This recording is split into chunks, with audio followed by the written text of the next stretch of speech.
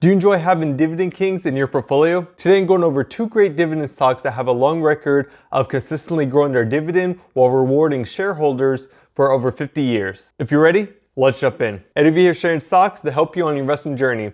The first stock on our list has a market cap of $67 billion and is in the consumer discretionary sector. The stock is Target, ticker symbol TGT. And Target has had a pretty rough year due to the higher inflation that has increased company costs, and also this inflation has decreased consumers' buying power. So from the start of the year, Target has fallen over 37%, and just within this past month, it has fallen over 4%. Bringing them to a current share price of $145.91. Is trading very close to its 52-week low of $137. And right down here, it is trading at a PE of 26.68. Has a nice dividend yield of 2.93%, which will give you an annual payout of $4.32. Wall Street analysts are considering Target as a buy right now with an average share price of $178, and that's about a 22.5% upside to its current share price. Since earnings in mid-November, Target hasn't been doing so great. Dropped to one of its support levels around that $150 range,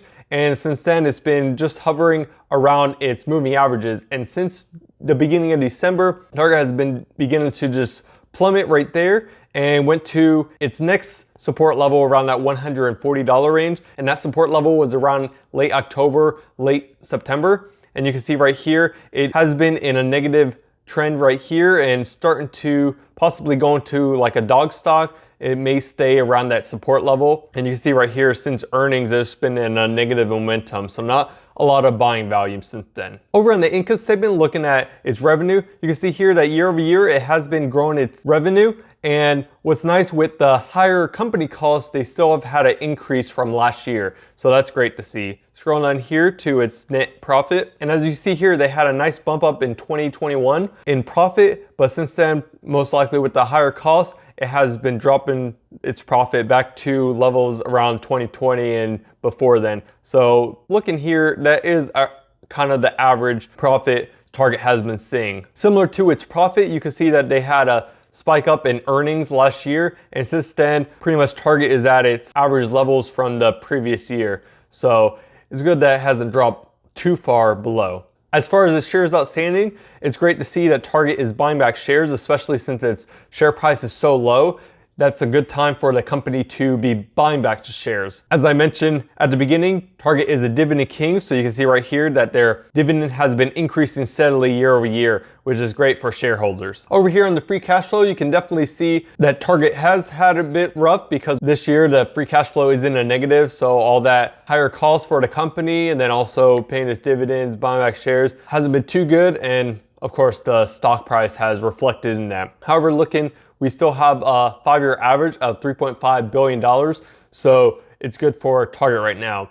We definitely want to keep an eye on Target to make sure that they can start bouncing back so that they can continue to pay on their debt, pay the dividends, and just get back on track coming into the next year. But since then, if you want to grab a nice dividend king at a discount, Target is a great one to grab. Next stock on our list has a market cap of $186 billion and is in the healthcare sector. This stock is Abbott Laboratories, ticker symbol ABT. And Abbott Laboratories has 4 different business segments, which are diagnostics, medical devices, pharmaceuticals, and nutrition. And what's great about this diverse model is that when one of the sectors is having a challenging time, the other ones can confiscate and keep the company afloat. Similar to Target, Abbott Laboratories has been falling since the beginning of the year at a rate of 23.5%. However, this last month, Abbott Laboratories has increased almost 2%, bringing them to a current share price of $106.08. Abbott Laboratories is on the low side of its 52-week range with a low of $93 and a high of $142. It is trading at a PE of 20.86